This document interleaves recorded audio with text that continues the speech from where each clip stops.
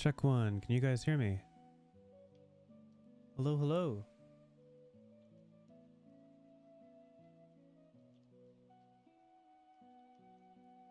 Gonna watch chat, see if people are actually seeing what I see.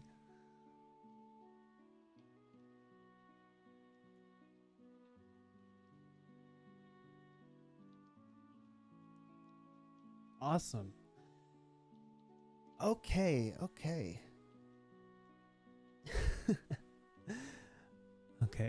Last time I streamed, I think it was last Thursday, it was super stressful.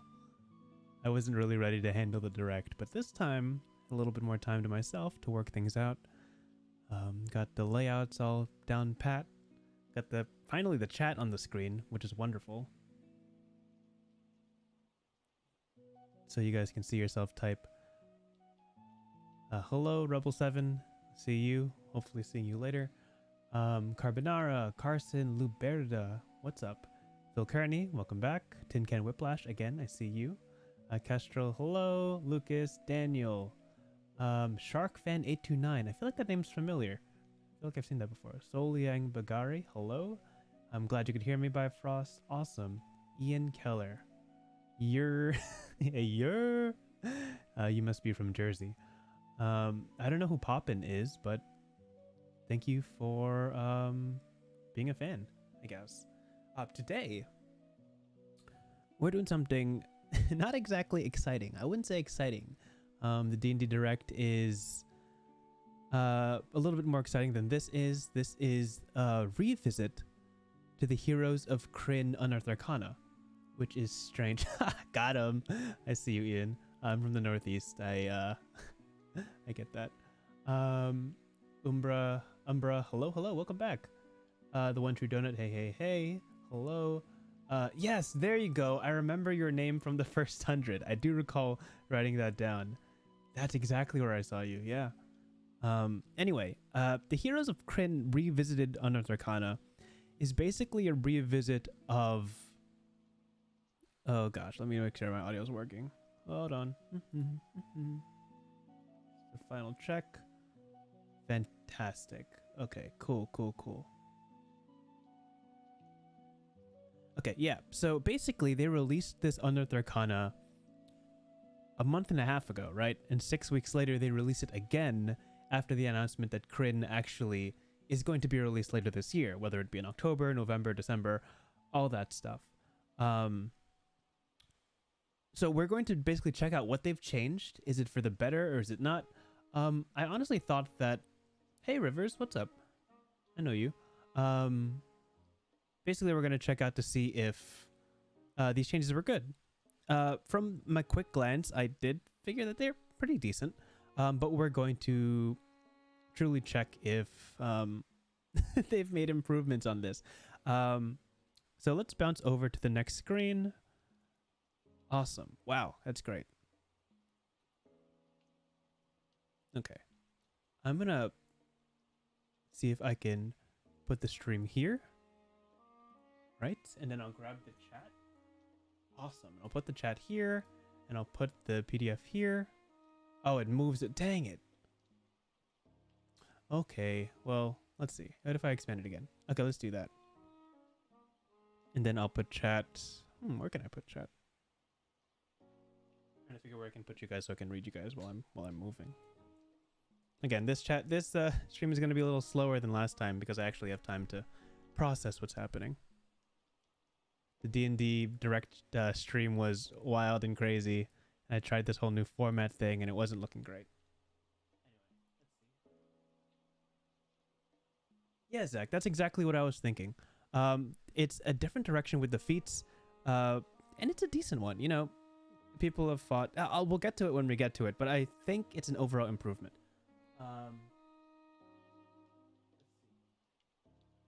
Awesome. So actually the first thing I want to bring up, Dom Kisili, I don't know how to say your name, unfortunately. I use OBS to stream once you've done it. The thing about the Moon Sorcerer is it's not actually in this Unearthed Arcana. So this is the new one. It's called the Revisited. And it doesn't feature the Moon Sorcerer that was in the original one. This is the old one. The formatting is almost exactly the same. This one has the Kender, as we know. The Kender is the Dragonlance Halfling. It has the, where is it? The Lunar Magic Sorcerer. And then it has just a whole bunch of feats tied to backgrounds down here, which we can talk about later. Basically, if you watch the video about Heroes of Krynn Revisited, then you would know that they already got the okay from the audience to move the Lunar Sorcerer ahead. It's good to go. As much as I'd like to see some changes to it, we're not going to see it in this UA. We just know that it is eventually going to arrive in the new book. They did change the Kender. So what I did for today, which I had a little bit of time to prepare, is that I put the new and old versions of this UA side by side, so we can kind of read what has changed here. By the way, what an amazing thing to have a rewritten Unearthed Arcana 6 weeks after it's released. That's so good, and that's something that they haven't done for a long time, and they should have done for a long time. Let's be real. Because we'd always get one iteration of Unearthed Arcana and just kind of cross our fingers and hope that they'd get it right when the book comes out. At least this one gets a second pass. We get to see if they've made good steps forward. Really enjoy that. Kender has changed. Yeah, I do agree with you, Tin Ken, that the Lunar Sorcerer was a bit mechanically heavy. There was a lot going on with it, to the point that it was kind of hard to read and understand at first glance. The readability was very chunky, very mechanical. And I didn't really like that. I bet that they're going to simplify it a little bit on the official release, but we will not see how that looks like. But I do like that it did make the Sorcerer just a little bit stronger, if you really boil it all down. Hopefully that's the direction they take Sorcerers in 2024 when the new Player's Handbook is released, and we can finally see, like, Sorcerers get a little bit of a buff from what they are in the early game. Anyway, let's look at this. So this is a document that I cooked up just a couple hours ago. Basically, the left side is going to be the old versions of the UA, and the right side is going to be the new versions of the UA. Let's see. Yeah, and I agree, Zach. I like the idea of swapping the lunar forms. It was just kind of clunky, and the spell lists were a little bit unusual in their wording. It's like you could only use this feature once per long rest, but do they mean using one spell once per long rest, or simply the free spell cast without spending a spell slot once per long rest? It was unclear. I kind of get what they were aiming for, but not exactly what they were. But the wording was blurry enough that they needed to fix it. Anyway, we're talking about the Sorcerer, and the Sorcerer is not even in this book, so let's get to reading. Anyway, this is the new Kender. I'm not going to do many heavy highlights. I'm just going to highlight what's changed, which is basically all of this. So all of this has entirely changed. Now that basically in the video they said, now that the setting has been confirmed to be in a book, they've leaned more into mythical origins. They've leaned more into the lore of the Kender.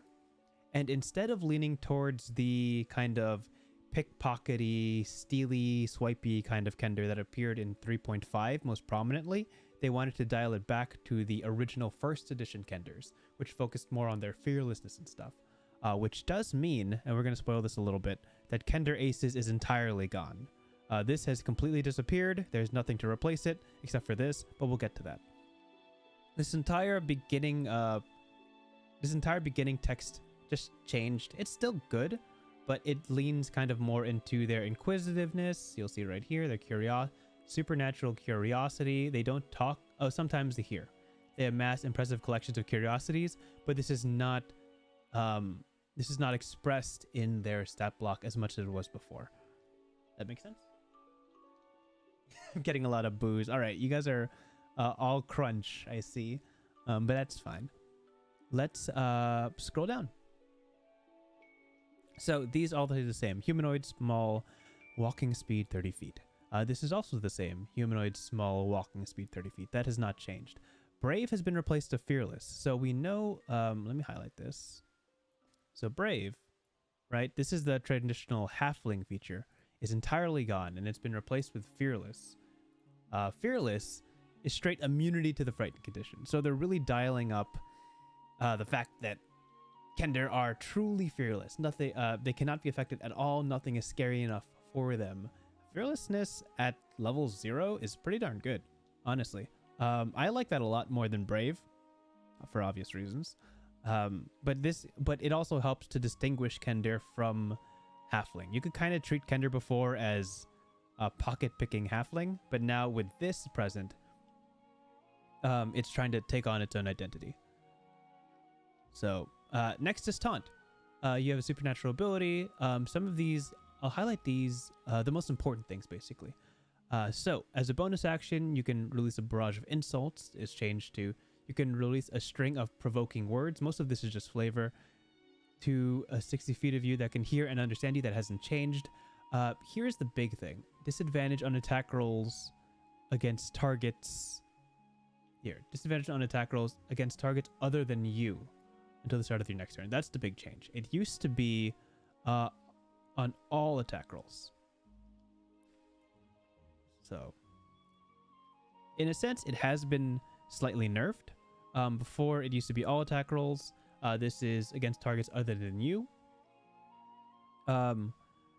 Still proficiency bonus use per long rest. The big change, though, is this. It used to be only charisma, right? Now it's intelligence, wisdom, and charisma, which is by and large fantastic, because if you were not a charisma class,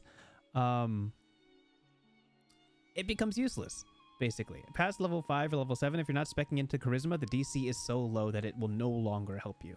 You know, it'll no longer benefit you in the slightest. But now, if it's intelligence, if it's wisdom, it's charisma, who can take this now? Paladins do pretty well with it to kind of take on a pseudo tank role. You can have druids who have a whole lot of HP who can take these hits. You can have blade singers who have high AC suddenly become the prime target. It's more flexible into a lot more flexible into a lot more casting classes, which is good. It should be. I think making it only charisma is an outdated and antiquated sort of deal. Basically, they changed this to provoking words to make sure it's not all insults. You know, you could use your intellect or your wisdom or your charisma to really poke and prod at them. That's the flavor change, and that's the mechanical change, you know? Yeah, awesome. And the last thing is Kender Curiosity. This is entirely new. 1 proficiency. Boo. I mean, it's a boring replacement. Let's be real. 1 skill is not going to change much, honestly. Sure, they really want to amass impressive collections of curiosities, but this on its own is very, very plain. It loses all the flavor that the original thing has. As problematic as this was, it's more fun, you know? It's useless, right? A lot of this is super useless, but at least it's fun, right? I'm kind of hoping that they do turn this into some sort of item that will, you know, that Kenders can really benefit from and tap into and be able to be found in the world of Krynn. This hammer space thing, this new hammer space thing that they invented for the backstory no longer exists. Thrown into the wind, you know? It's gone, right? There's nothing here that says they magically find new knickknacks. They tried something. They tried to revise something or retcon the lore of Kender, but they've chosen to ignore it and totally toss that idea out the window. It was interesting, but perhaps not interesting enough among the closer fans. I'm gonna read the chat.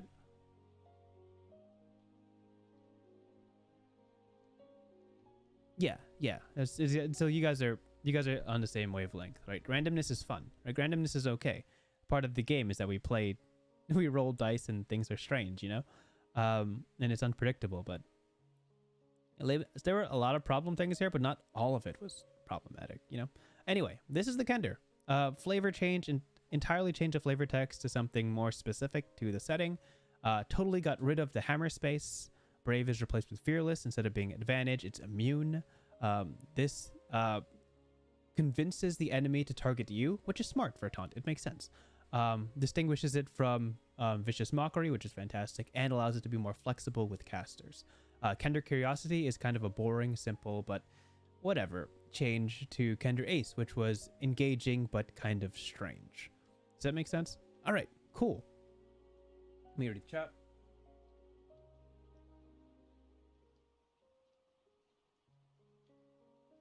Yeah, I think there's a lot of good case uses for this. I do think there are plenty of opportunities. But the good thing is both of these exist. So if you want to play either one, I don't think either one is problematic in the slightest. In terms of setting, like in terms of like mechanical strength, right? In terms of mechanical strength, these are both perfectly fine. Like nobody even wonders about this, you know? So you can choose to play old, you can choose to play new. If you choose to play whatever comes out, which might be this, but a little bit changed, so be it. Just ask your DM. I really like Taunt. I really like Fearless. I don't like Kender Curiosity at all. I think they could be more creative. But that's my 2 cents on it. And no, it was not confirmed to be an item. Let's keep going. So this is the interesting part, right? We skipped Lunar Sorcerer. This might be a really short stream, so whatever. Immunity to Frightened. Is it really broken? It's really good. If you get Undead Warlock at level 1, you'll have immunity to Frighten. So it's already in the game, technically. It's not a new concept, but this is basically the defining feature, right? This is what separates it from all the halflings. They're more brave than halflings. Anyway. So we're going to talk about the feats of Salami. The Knight of Salamia. The Mage of High Sorcery. Yeah, it's not broken, it's just powerful. I agree. So this is something I put together just to kind of explain what is happening, right, in this Unearthed Arcana. Because there's quite a bit that is... The feat section is always a little difficult to read, but if you kind of buckle in and try to read it, there are some really interesting changes that might point towards the future of D&D in a nutshell. So let's talk about this. This is included in the Heroes of Krynn Revisited, so this is all here. I'm just pulling it from Dragonline's background. So this is all copied and pasted into this PDF. So this is all new stuff, right? Yeah, I totally agree. Metabates that people use the word broken a little too much. Anyway. This section, this is all new, by the way. I'll just highlight this and color it new. This section represents 2 new backgrounds, a Knight of Salami and Mage of High Sorcery. If you make a character participating in the War of the Lance, which is the confirmed setting period for the book, choose one of the backgrounds in the section and select a background from the player's handbook or another source. So here we go, right? When you make a character, at level 1, you get a bonus feat. This is not a racial feat. This is a level 1 bonus feat. Treat this as a universal class feature. So if you choose the Knight of Salamnia or Mage of High Sorcery, those backgrounds will give you a specific feat. But if you choose a background that does not provide a feat, in this setting, you can choose a bonus feat at level 1. These are the 3 feats that they allow at level 1. Divinely Favored, which is in this UA, Skilled, which of course gives you 3 skill proficiencies, and Tough, which gives you HP. So you can choose to be talented, you can choose to be hardy, or you could choose to be divinely favored. So basically, I'm going to scroll down so that I have a little bit of a demonstration here. So here, you can look at this. So this is the new feat system, right? These are the backgrounds that are basically all the choices that you can choose. It's the Knight of Salamnia, it's the Mage of High Sorcery, and it's everybody else, right? So at level 1, if you are a knight, you get Squire of Salamnia, or you did get it from your background, technically, level 0. If you are a mage background, you get Initiate of High Sorcery. And if you're any other background, at level 1, you get a free feat that is Divinely Favored, Skilled, or Tough. All right? Got that?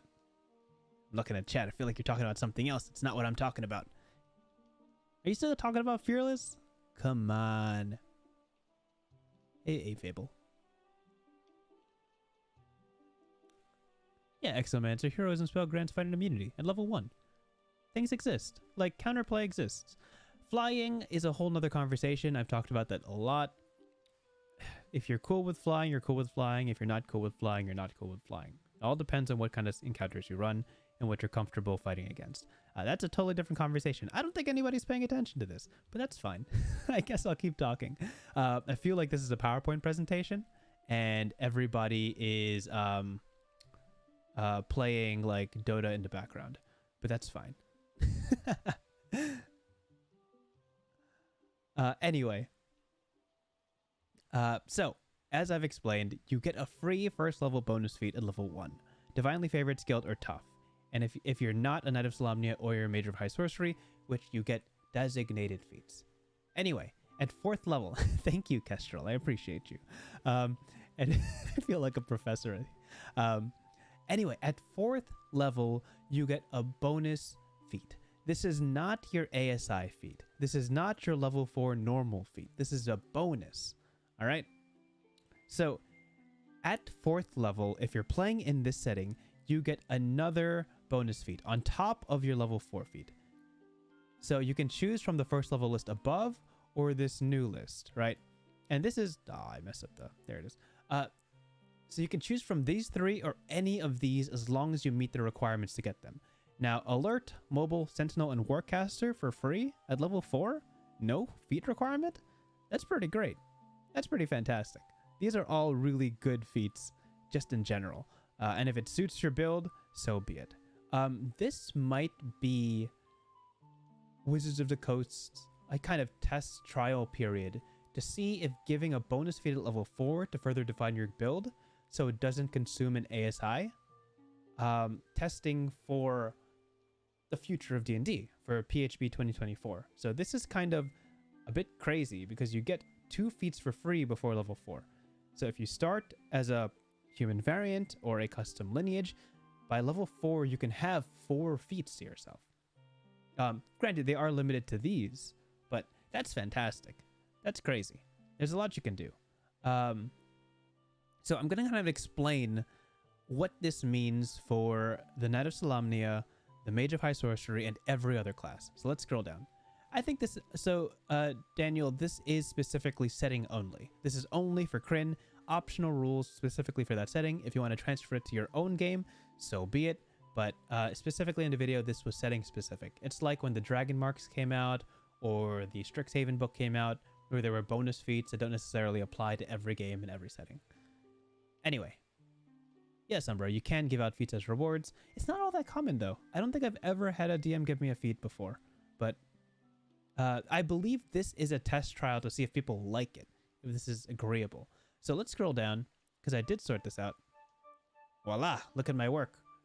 So at 4th level, get the bonus feat. Again, this is not your level 4 ASI, it's extra. So these are what you can pick up. So in theory, the Knight of Solamnia can get the Adept features. These feats are usually tied to the Initiate of High Sorcery, but you can get them under certain conditions. Likewise, the Mage can get the Knight features that usually require Squire of Solamnia under certain conditions, and of course, any other background has access to all of these as well under certain conditions. What are those conditions, you might ask? Well, I'm so glad you asked me. I'm going to scroll down and explain. Basically, if you're not in the direct line like Squire to Knight and Initiate to Adept, you can go Variant Human Custom Lineage at 1st level, or at level 0 basically, as your race, and pick a Sorcerer or Wizard, and that will allow you to take Initiate of High Sorcery as a racial feat. Now, would I consider it a racial feat? Probably not. You probably wouldn't. I probably wouldn't consider this a racial feat. It doesn't really make sense, but it is a feat and technically allowed to be taken by Variant Human and Custom Lineage. Additionally, the Knight feats require you to have Squire of Solamnia, which you can get as a Variant Human Custom Lineage, and the only other requirement is that you are a fighter or a paladin. These are things that have changed since the original UA. So, is it possible to be both a Knight of Solamnia and a Mage of High Sorcery? I don't know. I've never read Dragonlance, but by the rules as written, you probably can. You'd have to talk to your DM if you can be both a Knight and a Mage at the same time, but in theory, this is possible. Again, these feats, Squire of Solamnia, Initiate of High Sorcery, you don't have to start out as it. It's not necessarily something you have to pick up from your background. Anyone can spec into these at level 4, level 8, anyone so on. If you're accepted into these orders, so be it. Yeah, so I think it's interesting. I think specifically Tough, Sentinel, and Mobile, even Alert actually, let's talk about those, are very universally liked feats that people have a problem delaying their build and picking up. It hurts a lot at level 4 or at level 8 to pick up one of these because you're missing out on huge DCs that really huge attack roll bonuses and damage roll bonuses and DCs that will help you your entire career. Allowing you to take it at level 4 for free, it's an idea, right? It's an idea. As a bard player, I'm disappointed I can't be a mage. We're about to get to that, Prince of Awesomeness. Let's talk about that, actually, because that's my next page. Let's keep going. All right. Look at this. So, I've lined up every single feat from the original UA and the new UA. And from this, we can kind of tell what's changed. There's the background, obviously, which we can go through real quickly, and then the feats afterwards.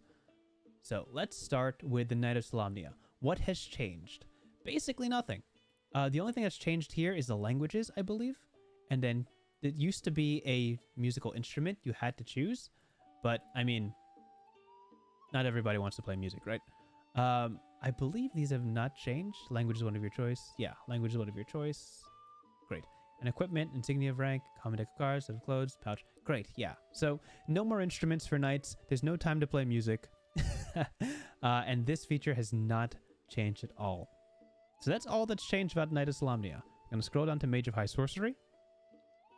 Now, at first glance, this looks exactly the same, right? What has changed here? The only thing that has changed in this entire background, I believe, someone can correct me if I'm wrong, but they explicitly allow bards now. Look at this. The new mage, let me just confirm. The new mage, I believe, allows bards. But let's find out. Did I misplace these? Revisited.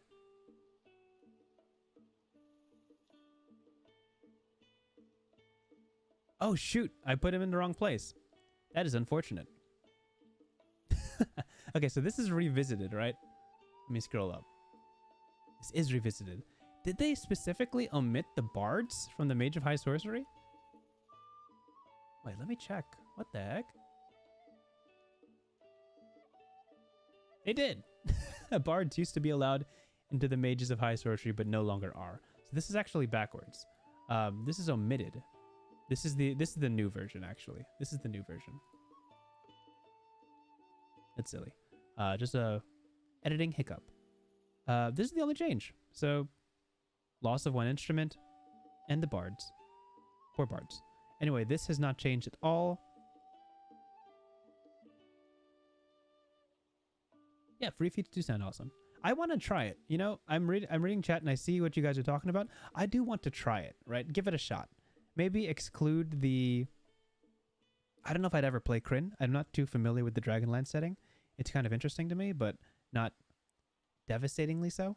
But, you know, that free 4th level feat, I might actually consider. Maybe not at level 1, but maybe level 4, you could try that and see how it kind of changes, what kind of changes happen, which is pretty cool. I've already played, like enhanced point buy, where your stats can be abnormally high at level 1, so you can spec more into feats at 4th, 8th, and 12th level. Like, I've already done that, and that's fun. So, I think making this a formal rule that you get a feat at level 4 might be really, really interesting. Anyway, so we already know that you get the Squire of Solamnia feat from this one, right? And we already know that you get the Initiative High Sorcery feat from this one. So let's scroll down, and all that's left are the feats. All that's left are the feats. So on the left side is the old stuff. On the right side is the new stuff, right? Okay, let's get into this. The first feat is a Squire of Solamnia. Again, you get this from being... What is it? Everyone together now. Knight of Solamnia. You get it for being a Knight of Solamnia. Originally, it said, like, Squireship, which made no sense and was very vague. Because how do you get Squireship if you're getting the Squire of Solamnia feat? Anyway, now they've changed it to be much more clear, which is fantastic. You just pick up the background, or inversely, you could be a fighter or paladin, which is great. So, they got rid of this, which is fantastic, because you know who benefits from these? People who aren't knights. The only people who benefit from martial training are people who aren't knights, which is dumb. Because if you're leaning into being more martially focused, why would a feat give you something you already have, right? So that's gone. This is also gone, and it's been replaced. Evangelist saving throws made to avoid falling off a mount. That assumes that you're going to be mounted for a lot of the time, which is kind of weird. But this is nice. This feels more like a bonus than it does like a defining feature. Like you don't pick up this feat specifically for mount up. But it's good, you know? It's good like situationally. Now let's talk about this because this is a trend that's going to follow through the rest of this UA. I do think this was so weird, right, Fable? It was bizarre. Anyway, encouraging rally is totally gone. This is going to be entirely deleted. Goodbye. Goodbye. You can use your reaction to inspire. If the target here understands you gains advantage on the saving throw once per long rest, right? It's bad. Let's be honest. Once per long rest advantage on a saving throw is pretty bad. It costs your reaction. It's only 30 feet. And they have to hear you and understand you. Then they get advantage. Which is dumb. They tried to make this feat very soft and very weak because it was free, right? This is a free feat at level 0 when nobody else would get a feat. So into perspective, that's why it was so weak, because it's free. It's supposed to be like a quarter feat or a half feat. Now that these are formal feats that are supposed to be matching in strength with all other feats, now you can get Squire of Solamnia, which is, let's talk. This is fantastic. You get maneuvers at level 1. Remember when everybody talks about, hey, fighters should all have Battlemaster maneuvers? Well, they heard you. This is it. This is what they heard. You can choose, well, you get immediately lunging attack, precision attack, or pushing attack. Specifically precision attack, amazing. Really, really good. You get this, whenever you finish the long rest, you can replace the maneuver you learned. Oh, it's or. It's not all 3. So most people are going to take precision attack, but I mean, it's a lot of them. But after a long rest, you can replace it with a different one. So you could basically have one of these 3 whenever you want. That's good. And it scales with strength or dex, just like Battlemaster. Fantastic. Superiority dice. You have a number of superiority dice equal to your proficiency bonus. So that is 2 at first level, then 3, then 4, then 5. This adds to your pool, which is fantastic. It's D6s. You can only use them with... Oh, it actually doesn't add to your pool. I'm corrected here. They're D6s. You can only use them with the maneuver you gain. So you get... Basically, you're getting these maneuvers once per long rest, or a number of times per long rest. Great. And this also works with any maneuvers you gain from feats that have this feat as a prerequisite. So that's going to be all of the knight feats that we'll read about later. And it's expanded, and these come back on a long rest. So I believe, chat can correct me if you guys know off the top of your head, Battlemaster maneuver superiority dice usually come back on a short rest. Is that correct? I think that's correct. So this is a long rest. This is going to take a little bit longer, but I mean, this is good. Precision attack is solid, and it leads into other feats at level 4, which you might be getting for free. So this is still kind of a half feat. It's supposed to be a little bit weaker than most, but it's still very good. Maneuvers are fantastic.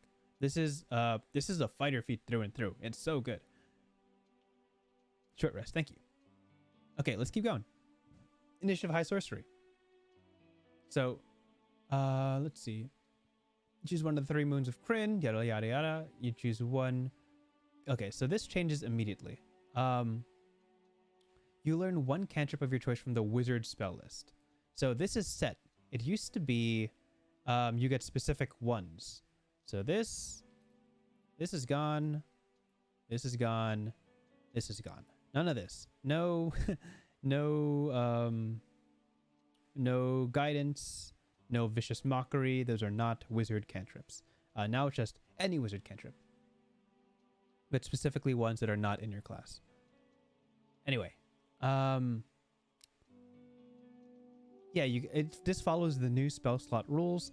The chosen first level spell slot can be cast with your actual spell slots, and it scales with Intwiz Ka. Fantastic. So we're going to look at the spell choices from Initiative High Sorcery. Again, this is free at level 1, and you can take it if you're a sorcerer or a wizard. So not necessarily even an Initiative High Sorcery. You could just be talented, you know? Attuned to the 3 moons of Krynn, but not necessarily a mage in the order. Anyway, first level. So you can choose 2 from... This is actually an easier one to look at. 2 from Dissonant Whispers, False Life, Hex, Array of Sickness. I'm not going to pull up D&D Beyond right now, but I don't know if this is... This isn't Evocation or Necromancy, right? The big difference here is that it's 2 versus 1. So you get 2 spells instead of 1 spell. Interesting. So you get double the amount of first level spells. That's fantastic. And you can cast each of the first level spells. So that's really good. So you get 1 cast of each of these. So Hex, level 1, fantastic. Let's color that. Let's color that. Let's actually put a rating on that. That's really good. That's golden. No, let's make it purple. Purple's cool. That's really good. And you get Hex and plus something else. Dissonant Whispers is pretty good. Enchantment, thank you. And Necromancy for the Notari and the new one. Great. Thank you for back-checking me. Daniel Pham, welcome back. You didn't miss much. Yeah, I will post this as like a GM binder. Probably whenever this stream is saved, so you guys can read this yourself. The highlights won't be there, but I mean everything else will be there. So I feel like this is what you need to read if you want to try to implement this before the Krynn book comes out. Anyway, looking at these 2 spells from this list is okay. Divination or Transmutation. You could choose, again, you could choose 2, which is really good. We'll just color that. Whoop. And these spells are okay. They're decent. Disguise Self is distinctly not Divination or Transmutation. I know that's illusion off the top of my head. Featherfall and Longstrider are decent spells. Not amazing, but you know. Solinari. Let's see. Comprehend languages and... Hello? Shield? Oh, it's here. Okay. I was going to say. Abjuration is right here. Fine. So basically you could always take Shield with Solinari. But that's really good. You could take Shield and something else. So Protect from Evil and Good is pretty decent at lower levels. And Comprehend Languages is not a Abjuration or Conjuration spell, I don't believe. So if you take Comprehend Languages and Shield, that's a good kit, level 1. This is probably one of the bigger changes. Well, besides the knights that have completely changed. But yeah, look at that. So big change in Initiative High Sorcery. Sorcerers and wizards can take it without being involved in the background. You can take 1 cantrip from the wizard spell list of your choice and 2 first level spells. And you can cast each of them once, but also use your spell slots for them. So 1 free shield, 1 free hex, 1 free disguise self. Good choices. I wouldn't say this is a strict improvement over this, but certainly a different list is very interesting. Let's keep going. Adept of the Black Robes. So this used to require you to have a certain alignment, which is entirely gone. So they no longer care about alignment. That's gone. Making alignment a mechanical thing is pretty dumb if it's not a cursed item. Anyway, let's talk about this. So Ambitious Magic, let's see if there's any changes. I actually haven't read these yet, so let's find out. You can cast...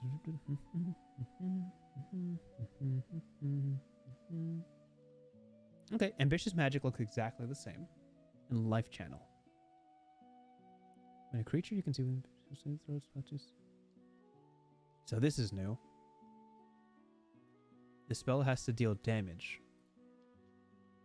You can expend a number of hit dice equal to the level of the spell. Roll the expended hit dice. This is also new.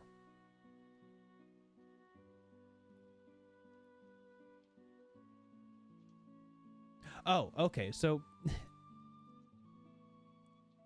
this was dumb because originally Life Channel didn't say that it had to deal damage. So you could deal damage with like Hypnotic Pattern or Heroism or something like that. I get it. Yeah, that's a good fix. And then let's see. Roll number equal to half the number of hit dice expended. And add them together. The turn creature takes an amount equal to the total rolled. Yeah, so this is so much better. This was garbage. Let's be honest. Half the number of hit dice you roll was really bad. If you burn like 6 hit dice, you're gonna do what? 3d8 extra damage. It was okay. Now burn 6 of them. Actually, wait, that sounds fantastic. Roll the expended hit dice and add it together. Oh, equal to the level of the spell. Okay, so it's limited. It's gotta be a nice high level. Good. That's balanced. So, level 3 spell gets bumped by 38 or 36, whatever you have, and only 1 creature takes it. Cool. Great. This is nice. Cozy feet. Getting it for free. Not going to complain. This was really bad before. Didn't like this at all. Anyway, this hasn't changed at all. Cool. Let's keep going. Adept of the Red Robes. Also haven't read this, so let's keep reading. Oh, this entirely changed. Divination. Now it's illusion. I wonder if these moons actually correlate to the spell classes they're being attributed to. I don't know the lore well enough to tell you.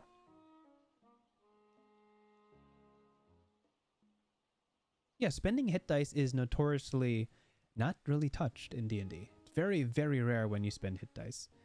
Mostly because it's kind of difficult to gauge, and it's in terms of its power level, depending on if the party takes a lot of short rests or doesn't take short rests at all. They've tried to reduce that variance by eliminating a lot of short rest recharge features and making it proficiency bonus per long rest, so that parties that short rest and parties that don't are generally equal in power. That was a conscious design choice. Let's see. That's it. That's all that changed. Divination versus illusion. When you make an attack or ability check. Oh, they got rid of saving throw. Oh, they're learning. They're learning. That's really funny. Basically, saving throw makes it really strong, and now it's not. You can bounce fade and treat it as a 10. Oh, it's not a reaction anymore either. Interesting. It's for free. So a little bit of power trait. Now it doesn't affect saving throws, but it no longer requires a reaction. This is a good feature. This is a good feature. Yeah. This made it busted, or at least very strong. It kind of was. It's basically another spell if you use it as a reaction. But now, you know, it only affects attack rolls and ability checks, so it's not really strong on the defensive end. Therefore, I like it. I think it's a solid change. Let's keep going. White robes. Let's keep reading. Let's see. Conjuration is gone. Divination is in. Conjuration is... Oh, Conjuration you could get like Summon Beast, I guess. That's a good Conjuration spell. There's probably... Oh, Conjuration is also Spiritual Weapon. That's the one. Can't have people getting that too early. So they got rid of the free Spiritual Weapon level 2. Oh, they also got rid of Find Steed at level 2. Both good spells. Okay, let's talk. You can use it to expand a spell slot and we've roll a number of D. Okay, solid buff. No longer a D4, now it's a D6. This is a good buff. I was complaining about this the first time around. D4s is useless. Yeah, now it actually feels like you're reducing damage. You burn a 3rd level spell slot to reduce the damage by 3d6. It's still not good. It's still not great, because this doesn't change much. Like, you're going to be reducing... If you 3rd level spell slot to reduce 10 damage, not the best trade. Gonna be real. Alright, see ya, man. See ya, Umbra. Thank you for dropping by. Always good to see you in these chats. Yeah, let's keep going. This is... So they got rid of Find Seed. They got rid of Spiritual Weapon. They gave you whatever Divination is, which is not amazing. Number of D6s is better than D4s, but still not game-breaking. All right, next page. We're talking about Knight of the Crown now. No more... Yes, JJ, no more Find Speed. Sorry. Again, total change. This is gone. Pretty sure this is entirely gone. Goodbye. Which is, you know, not an amazing change. You can use your reaction to give them advantage. You know, that's not bad. That isn't, but I don't know if I'd spend a whole feat on it. Instead, you get more maneuvers, and this stacks with the... Oh, wow. You see this? So you get one of the two. You can trade these on a long rest. You get 2 more superiority dice. And they're now D8s. So if we scroll up... where is that? So you get a number of superiority dice equal to your proficiency bonus. So that's 2 right here, 3 at 5th level, right? You get 3 superiority dice at 5th level. And then from this feature, you get 2 more. So it's at level 5, you'll have 5 superiority dice and 2 features interchangeable with a pool of 5. And they're all d8s that you can get on a long rest. That's so good. What's up, Pack? Yep, Salami. We're talking about Salami. So, okay, so Knight of the Crown plus Squire of Solamnia gets you 5 superiority dice that are d8s that recover on a long rest. Gives you 2 maneuvers, pool of 5, plus an ASI. So you still get a plus strength or dex plus 1. That's a great little mix right there. I really like that. Yeah, this is better than Martial Adept. This is Mountain's better than Martial. It does require a expenditure of 2 features. And these are both of the 2 bonus features you get from the Krynn setting, basically. Since you get 2 free feats from the Krynn setting, this would replace both of them. But if you're any other fighter, this is so good. Let's be real. Yeah. This is a really good feature, and I'm sure the rest will be just as good. Bolstering rally. Actually, let's reflect on this. Let's see if this is any good. First of all, Constitution or Charisma is a weird combo, but it hasn't changed. Very few people take Charisma. Let's see. When you roll initiative, choose up to 3 other creatures within 30 feet of you. They gain 10 HP equal to a hit dice. It's a d10 basically, plus your proficiency bonus, plus 2, plus the ability score modifier of your con, which is usually plus 2, plus 3. So that's hit die plus 5. That's not bad. That's like 10 temp HP for 3 creatures. Isn't this the Purple Dragon Knight? We talked about this last time. This is probably Purple Dragon Knight. That you can give bonus temp HP at the start of finish. This is decent. This is actually like D10 plus 2 plus 3. That scales with your proficiency bonus and ability modifier. Not bad. Not a bad loss. Anyway, but still, these are same as above. Commander, Strike, and Rally. They're decent. They're not my favorite. Rally is actually pretty good. You can move your friends around the battlefield. Yeah, I think Knight of the Road is one of the few feats that I actually kind of liked. It was decent. But Knight of the Rose is still better because it pulls onto the Squire of Solamnia. Come up with a different name for these superiority dice to make it easier, less confusing. I kind of agree with you. So Fable, the thing about these superiority dice is that you can't spend it on your other maneuvers. So these superiority dice are specific to these maneuvers. So they don't even join your pool, like in case you were a battle master or you get fighter adept, whatever everyone gives you maneuvers. Those pools are entirely separate. So it's not like a compounding effect, which allows them to just call them different things, right? Like you can call them like, oh, Rally gives temp HP. Oh, Rally gives temp HP. Okay. So it's kind of the general same energy. My bad. Yep, my bad. Still a good feature. Okay, Knight of the Sword. You gain proficiency in intelligence. This was busted. There's no way. This niche is very much taken by the resilient feat, and being able to stack resilient feat with this is wild. Should not be available on other feats. That's just my opinion. Being able to get more proficiency saving throws. That's one of those bounded ceilings that you're not supposed to cross unless you get it from a subclass or another feature. Don't like this. What software do you use for the highlighting? This is just Adobe Acrobat Pro. It's just Adobe Acrobat Pro. Hey Flute, what's up? Let's see. You could steal the wording from Celestial Warlock Dream Fruit. That's true. Celestial Warlock does have its own little pool. Anyway, willpower. This is gone. Do I need to read this? Not really. But I want to see if it's any good. Immediately after you creature you can see within 30 feet if you fail an intelligence, wisdom, or charisma saving throw, you can spend a hit dice. Saving throw increases by no. Oh, that's good. Oh, once per long rest. Once per long rest. Oh no. That's unfortunate. This is not a good feature. It's good in its effect, but it's a one and done. Would not take an entire feat for this. This is busted though. So it's a combination of broken, kind of busted plus busted if it had more charges. I don't like this feat. Anyway, Knight of the Sword. Maneuvering attack. This is the one I was talking about, right? Maneuvering attack is the one with... Yeah, maneuvering attack is the one that lets you move people. That's good. And then you get the superiority dice as well, just like the last one. These are good feats. I'm not going to lie.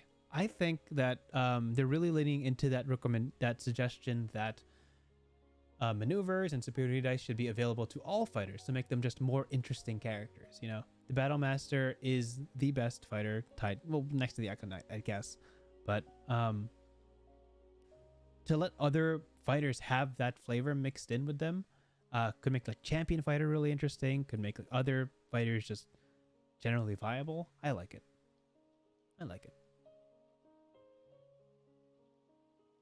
Yeah, and what you said, Metabytes, you don't want to be using your hit dice in combat because if the DM wants you to have more than one fight per day, you're going to be struggling. Anyway, that's interesting. Once you turn a saving throw into a successful one, you can't do so. That's interesting. That's a good point, Ryan. You have to change one, basically. You have to have an effect. And if it doesn't, yeah, whatever. I feel bad for BM though. It's becoming less special. Fam, the Battle Master has had 9 years of special. Let's share the love. You're talking to me like this is going to be used everywhere, and it's not. It's setting specific unless Wizards of the Coast really likes it.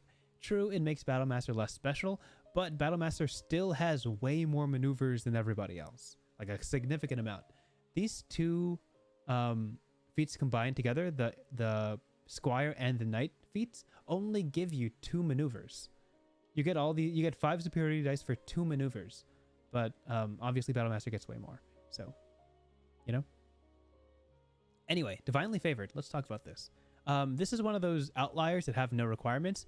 This is one that people without a Krynn background can take for free. So if we scroll up, you can see that right here. Yeah. So any other background can take Divinely Favored. If you're not Knight of Solamnia and not a Mage of High Sorcerer, you can take this at level 1. But would you take it over Tough? I don't know. Let's talk. Divinely Favored. A god has chosen you to carry a spark of their divine power. You learn the Thaumaturgy cantrip. This is gone. Goodbye. I mean, technically, you could still take it with the Cleric cantrip. This still exists. So you can take Thaumaturgy if you want. Alignment doesn't matter anymore.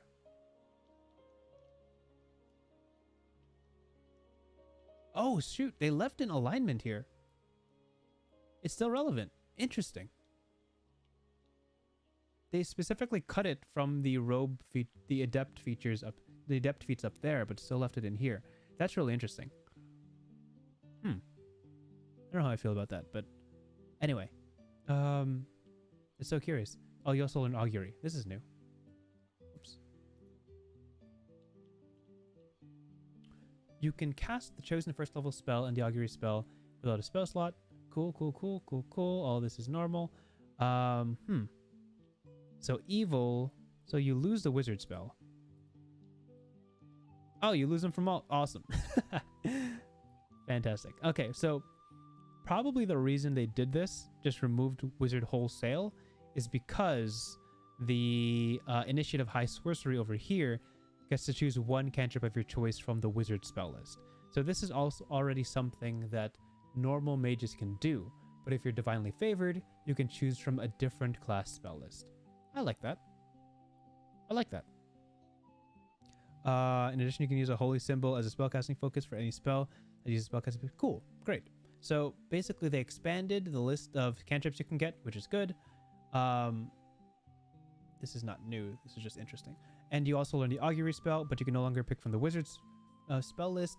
So you can get like Guidance and Shillelagh and Eldritch Blast, but you can't get other wizard stuff. Like some can't get Shield or some can't get Firebolt, things like that. Anyway, the final feat. Yes. Oh, wait, Augury.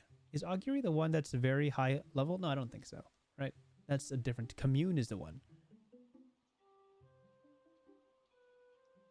Anyway,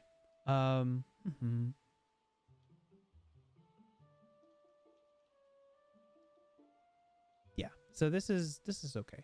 Anyway, the final feat is Divine Communications, which was cut. Divine Communications no longer exists as a feat. There's no more branching tree for Divinely Favored. All of this is gone. All of this is entirely gone. That's it. Goodbye. Yeah, Augury is a 2nd level spell. There was something. Was it Commune that was 5th level? Anyway. Oh, this is the one. This is the one. We were just talking about it. Commune over here is like a 5th level spell or something like that. 4th level, 5th level. To be able to get it at 4th level was ridiculous. So this feat had good intentions, but kind of strange in the grand scheme of things. It's kind of a puzzle piece that doesn't really fit into the existing structure of D&D. That's just how I see it. But I believe that's everything. So just as a recap, yeah, this is a good long doc. Kender, flavor has changed. Fearless has replaced Brave. Taunt scales with Int Wiz Ka and lets them target only you in particular, or like favors attacking you. Kender Aces is cut. Kender Curiosity is added. Not sure how I feel about that. Dragonlance backgrounds are new. Bonus feats at 1st level and 4th level, depending on the background you choose. This is the breakdown of what feats you can take. There is one specifically for Knight and Mage, but 3 available for any other background, and they all get the pick of the litter at 4th level. Again, this is not your 4th level ASI. This is an extra feat that costs nothing, specific to setting. This is a requirement for you to pick something kind of against your tree, but not that important. A Knight of Solamnia no longer plays instruments. Knights don't care about music. Bards can no longer join the Mage of High Sorcery. I'm kidding. Basically, they allowed sorcerers... Weird. They just specifically left out bards for no reason. Even though warlocks can't get the initiate feat either. Funny. That's just interesting. Yeah. That's the same. Cool. Squireship. Got rid of all this garbage and gave them these, beginning the maneuver tree to pick up in the knight feats. Fighter and Paladin have access to Squire of Solamnia, even if they're not joining the specific order in their background. These are great features. These are great maneuvers. Cool to know. Now sorcerers and wizards can take Initiate of High Sorcery. 1 wizard cantrip, 2 1st level spells improved from 1. And the list is different, but not necessarily stronger or weaker. Keep going. Adept. This is fixed. They fixed Adept of the Black Robes. They bumped up the damage from half hit dice to full hit dice, which is amazing, and they require it to be a damaging spell, which the previous one didn't, which was dumb. Adept of the High Robes changed from Divination to Illusion. Not sure if that's a balance thing or just a spell list thing or a flavor thing. Now saving throws cannot be covered by magical balance, but it no longer requires your reaction. So treat this more as a lucky roll rather than a reaction. Adept of the White Robes, Conjuration is gone, so Fine Steed is gone. Spiritual Weapon, I believe, is a Conjuration spell, I'm not entirely sure, is also gone. Divination is available, and the D4s have been bumped to D6s in Protective Ward. Still not that strong. Still not that strong at all. But, you know, it might be worth it if you really like the White Robes tree. What's up, Fry? Yeah, I feel like I'm a professor. I'm just going through this like I'm teaching a lecture. Again, this will all be available in a GM binder that I'll provide at the end of the stream in the description of this video whenever it uploads. Eventually, I'll host it on like a website that I have. Still working on it. Gosh, learning how to make a website is really hard. Anyway, Knight of the Crown. This is gone because it's bad. This is here because it's good. The knights all get bonus to superiority dice. Bump your squire dice to d8s. Fantastic pool of abilities. Bolstering Rally is decent, but has been replaced by Knight of the Rose and Knight of the Sword. This is broken. This is kind of good. I actually kind of like this when it was explained to me. I kind of like this. The rest of this is generally good. Maneuvers are just good, period. Divinely Favored. The Thaumaturgy thing has been expanded to 1 cantrip of the Cleric spell list, which is a much bigger list, much better to choose from. You get the Augury spell, which is great, because you would usually get it from Divine Communications, which has been entirely cut. from Divinely Favored, you can no longer choose wizard spells because that's a Mage of High Sorcery thing. Now you can only choose from Warlock, Cleric, and Druid. Any questions? Oh, I don't have Skillshare. If they would sponsor me, you know what? I'd probably take it. But maybe that's later. This stream was not sponsored by Raid Shadow Legends, but it could be. It could be. Yeah, this video is going up literally whenever I'm done with the stream, which is in like the next 5 minutes, unless people have questions. I still long for hit dice powers. Exomancer, that is a power. That is a game design choice that they've made very early on and have stuck to for a very long time. Adding hit dice powers would shift the power of a lot of things. It's an interesting concept, and I would like to see it more, but I don't know. Not sure how I feel about it until I run it. I don't have a Reddit account. I've not been interested in getting one. Don't worry about it. Wait, let me see. I haven't been reading chat. Someone said something about Reddit.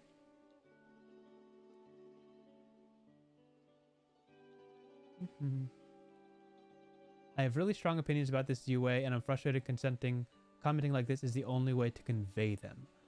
Prince of Awesomeness, you could always start a YouTube channel. You could talk as much as you want. like I do. Yeah, there's a lot of energy there. This is an interesting UA. It's not a bad UA, I don't think. How do you feel about the loss of Kender Aces? I did say this earlier. I'm going to miss it.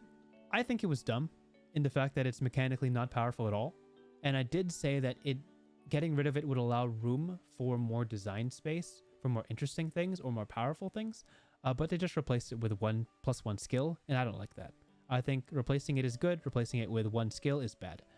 That's basically where I stand on it.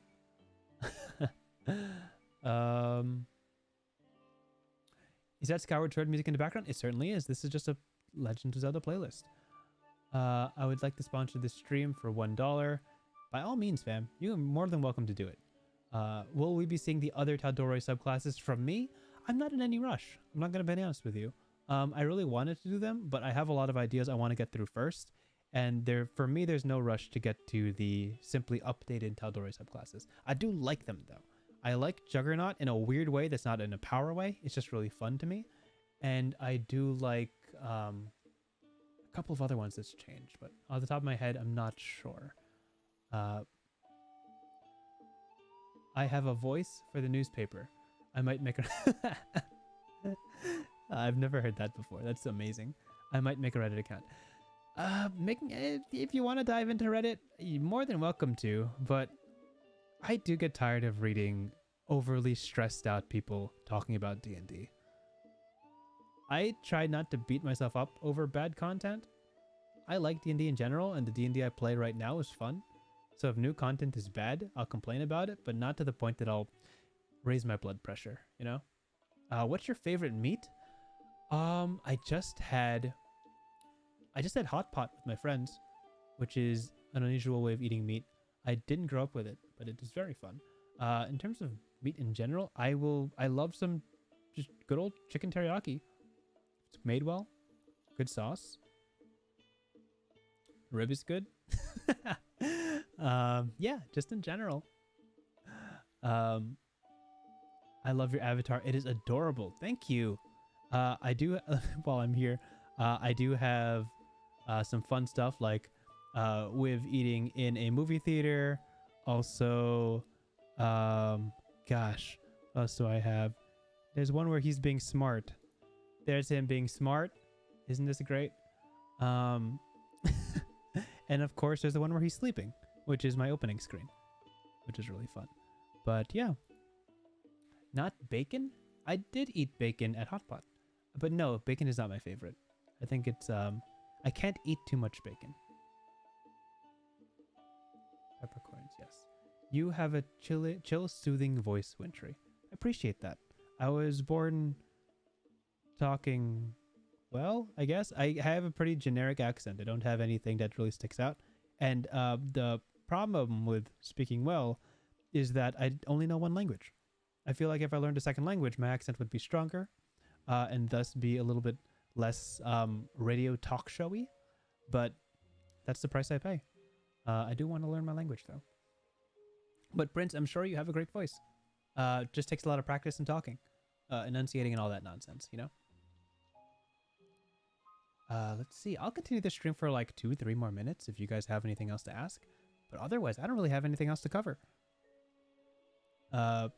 Quick plug to my YouTube channel, obviously, Wintry D&D, which you guys are all on. I'm on Instagram, Twitter, and Coffee as the Wintry Wyvern, which you should see in the corner. And I have my own podcast called Your Rivers Are Wrong, where we talk about world building, which is on every streaming platform. If there's a platform that it's not on, let me know. But I'm pretty sure I edited about 12 of them. Anyway, thank you so much for tuning in. So glad that you guys could come through. This is not the most exciting topic, but because it's not very exciting, I gotta kind of get to relax and just chill out and talk about things that I enjoy. Bacon is nice on pizza. Debatable. I do like... I'm kidding. Bacon's okay. I do like pepperoni more. I'm sad that feats and races aren't getting unique features anymore. I'd say taunt is pretty unique. I think they will have room to make races more interesting as they come out. Obviously, they're trying to be conservative. It's always better to be conservative about these things than too daring if you're trying to sell books. But the more daring you are, the more you risk alienating your audience. But people like us, we've played a lot of D&D, you know? We want to see some new stuff, some cool stuff. On Deezer, I've never heard of Deezer, and I'm about to look it up. All right, Omega 2, I'll go on a quest to put my podcast on Deezer, but it is not there currently. Bacon, onion, and mushrooms, cool combo. I do like onion and mushrooms on pizza. Very much just a pepperoni or vegetable guy, though. Anyway, that's all for me, right? That's everything I got. Meat lovers pizza, pretty good. I feel like it's too much meat, though. You guys, I want to hit you guys with the goodbye screen because that's where I'm heading next. I'm gonna go watch a movie, hopefully. Trying to figure out if my friends are going. Should be fun. You guys said thank you, Flute Slit. I'm so glad. I've co-hosted, so my co-host is a lot to credit for how good it is. Really appreciate her and everything she does. Goodbye, guys. Have a good night.